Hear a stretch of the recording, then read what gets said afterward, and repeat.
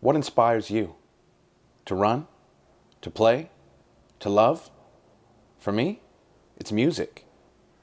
During the COVID-19 pandemic, countless heroes have braved the front lines to battle the continuous onslaught of the virus, while many of us have been battling a different enemy, the decline of our own mental health. We've had a lot more free time due to the pandemic and the stay-at-home order. Too much time. And we've been forced to look deeper inside ourselves, for better or worse. My whole life I've been searching for that one thing, that one skill or song or look or whatever that would make me special. What single ability I possess that nobody else does that could finally make me stand out amongst the crowd. I've never found it, and I've resented myself because of it. In fact, I've hated myself because of it. Many artists have a sad story. I don't. But that didn't stop me from finding the bad in every situation, even from a young age. I don't come from a life of poverty or tragedy. I come from a beautiful small town with encouraging friendships. My parents loved me and they still do. In my eyes, I've never had a good reason to be sad or hate myself, when I've always been so surrounded by love. But I was sad, and I have hated myself. And I was the one to blame. Or at least, that's what I've told myself.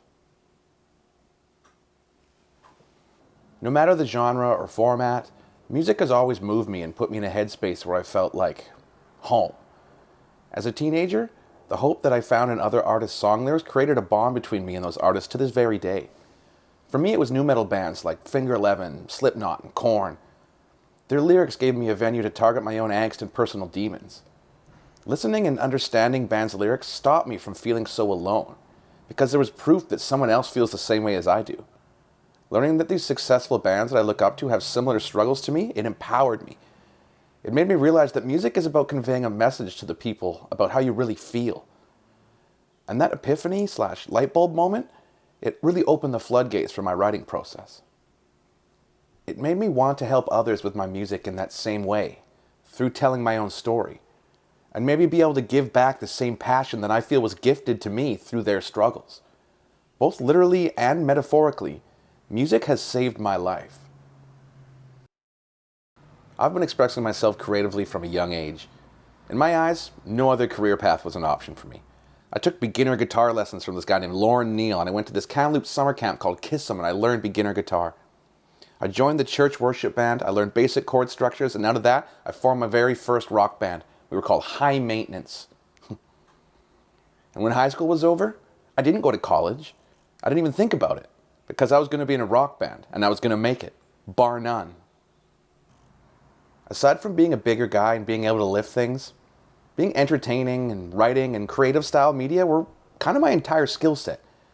So I dug in. I gigged as much as possible in my area. I did a 2-year stint at a seedy bar, started a metal band, got signed, moved to England, got shelved, got out of the deal, came back to Canada, released 10 albums independently, made a video series, a movie, became a full-time live performer.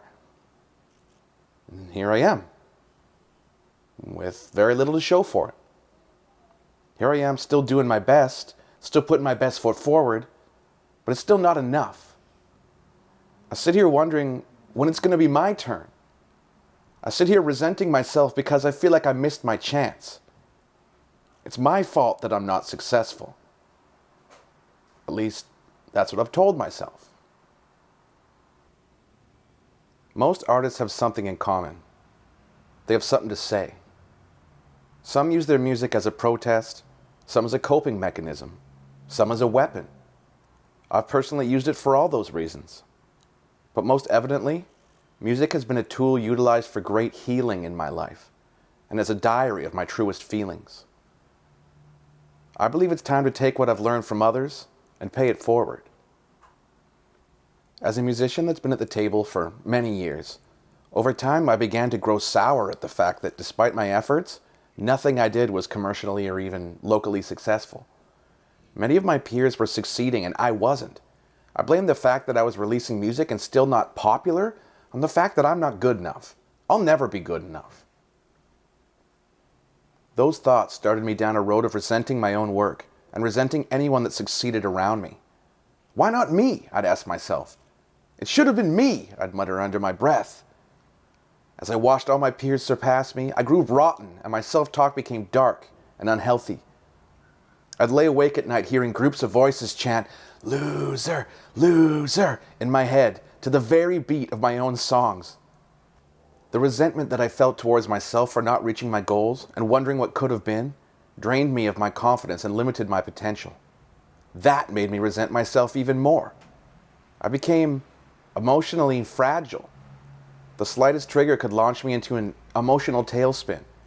I felt completely powerless and hopeless, tired of my efforts seemingly falling on deaf ears. Once I started acknowledging that I felt that way, though, I started writing about it and addressing my feeling of hopelessness on paper. That very moment, I started to feel more in control of those monsters that I'd created.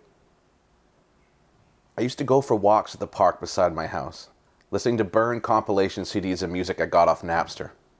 Sorry, Lars. The way the music made me feel those nights is simply why I make music.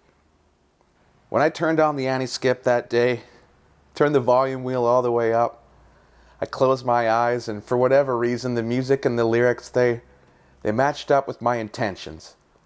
And that day I felt closer to the universe or to God or whatever than I ever have. And as the tears streamed down my face, I got a glimpse of what would become my purpose. And that's healing through music. When my parents divorced when I was 11, I didn't deal with it well. I internalized my anger and I blamed myself. I thought about suicide. All of my relationships that ended, I blamed myself. I figured it'd be easier to die than to live with feeling so alone. I wasn't reaching my potential and I blamed myself for it. I thought about suicide. If everything I did failed, what was the point of trying? It was clear to me that I wasn't working hard enough or not writing enough songs or playing enough gigs. I wasn't making enough connections or networking enough. I was failing in every way and it was all my fault. I was to blame. I deserved the punishment. Everything was always my fault and I hated myself so much for it. I would start to act out and try to always be the life of the party. It got to the point where I became basically the class clown, and being outrageous was expected of me. And I adopted that personality and I ran with it because they accepted me. And even though I developed habits of overindulgence and drinking in excess, I was so desperate for acceptance that I was willing to pretend to be something I'm not. You know that scene at the end of 8 Mile where Eminem makes fun of himself before the other guys can make fun of him? I've been using my music to do that same thing for years. I subscribe to the school of thought that nobody can make fun of you if you make fun of yourself first. Hell, my first album was called I Soar because I really thought I was ugly and unlovable. Doing that was so mean to myself. But putting it out there helped me take control of my fears and empowered me to own who I was, even just a little bit. I began to say things in my lyrics that I could never have the guts to say in conversation. However, after the track was laid down and I'd listen back, I'd have no problem saying that same thing in conversation and acknowledging it.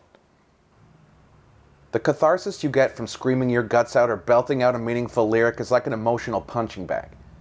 Some would say screaming your deepest fears into a microphone is mentally unhealthy, but I could not disagree with that any harder. Speaking your truth is the most mentally healthy thing a person can do. And screaming your guts out, in a way, it's like hitting the heavy bag, exercising some of those demons.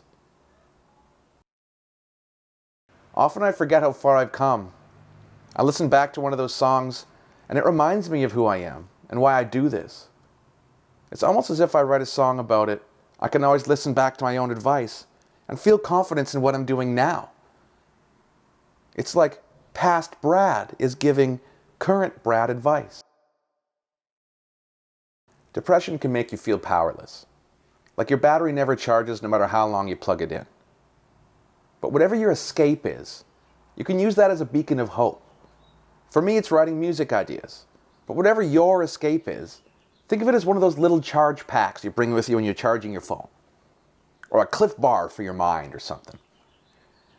Even if I'm doing something I hate, every now and again, recording a little voice memo on my phone or adding to the Google Doc of song lyric ideas I have, it means I'm always working on the big picture. I don't feel like I'm falling behind. It's helped me cope with the burden of always needing to be creating something. I actively try to write about other subjects, but my brain always defaults to inner struggle. I've tried to write stories or songs about animals or honestly anything that isn't about my emotional journey, but that's not what comes out. I get stuck in a loop. It can feel like I'm doomed to repeat myself no matter what I do. So I decided to lean into it. And when I started to lean into it and speak about my struggles openly, particularly when I released my song Try Not to Die, I learned from the response that mental illness isn't something that I need to be ashamed of. Mental illness is the leading cause of disability in Canada.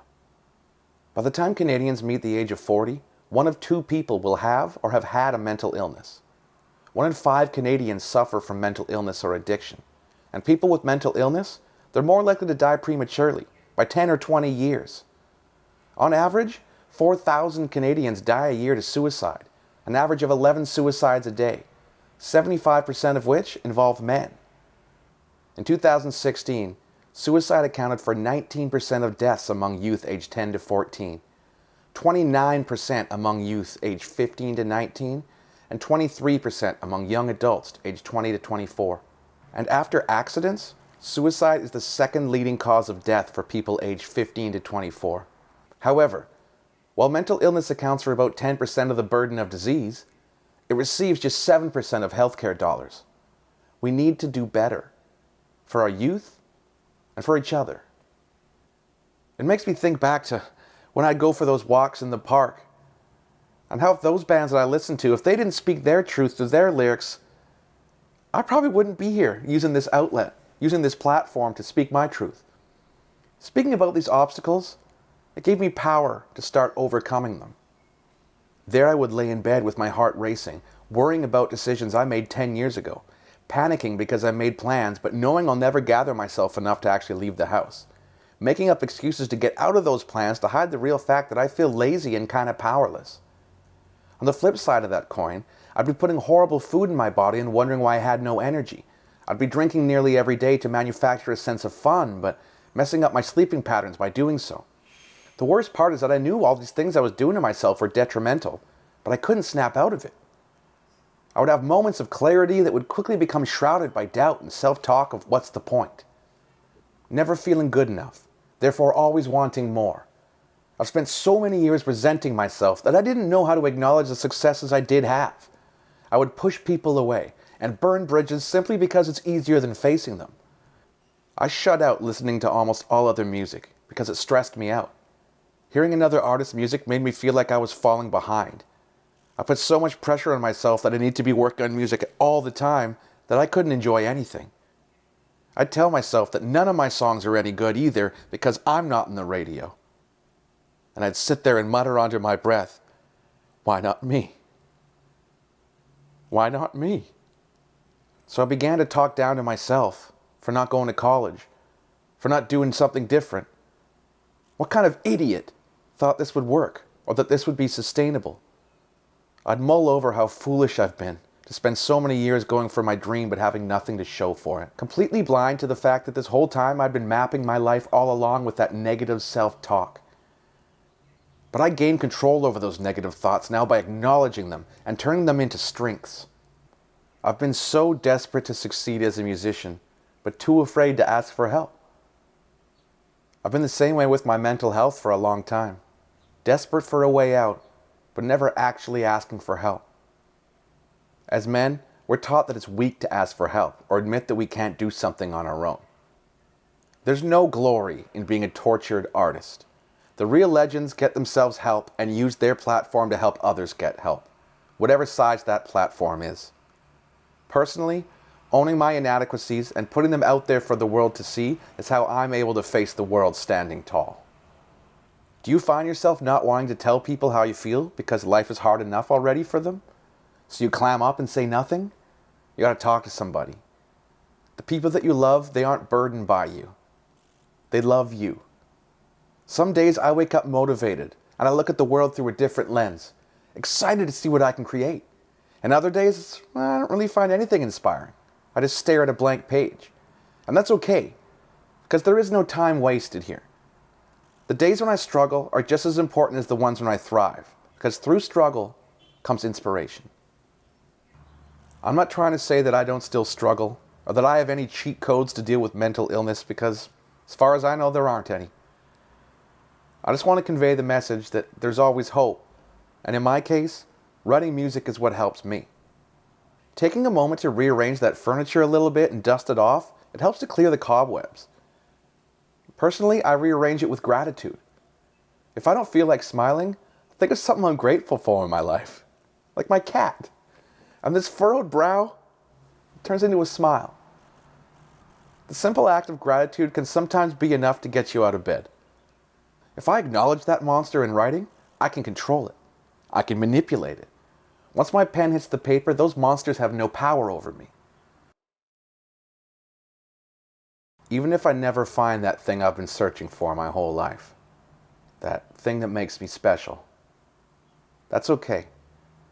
Because when I listen back to my work over the last few years, I can see growth. I'm reminded of what matters. Facing my demons and expressing gratitude through music has enabled me to find new ways to accept myself for who I am. Who knows?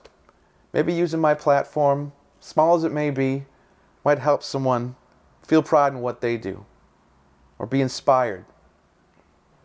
So here I am, still here, still searching for that one thing that could make people see me for the effort I put in.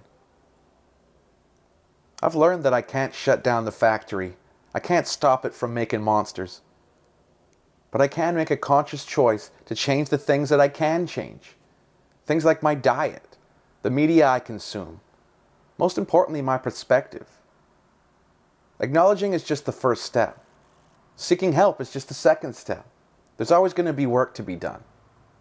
I don't know if that special quality even exists, in me or in anybody. This is all I am. And this is me bearing all of it. All that we can do is the best that we can with what we have. And even if I don't have any traits that are inherently special, I can still use my platform, no matter how small, to heal and hopefully help others heal through music. Literally and metaphorically, music has saved my life. I've been drinking, just sleeping, been chipping my teeth, I've been grinding my life, never thinking of me. Now I need a way out of this hell. Been tossing and turning without no reprieve. I need footsteps to guide me, to help me believe that I don't have to do this myself. But tonight, the music saved my life.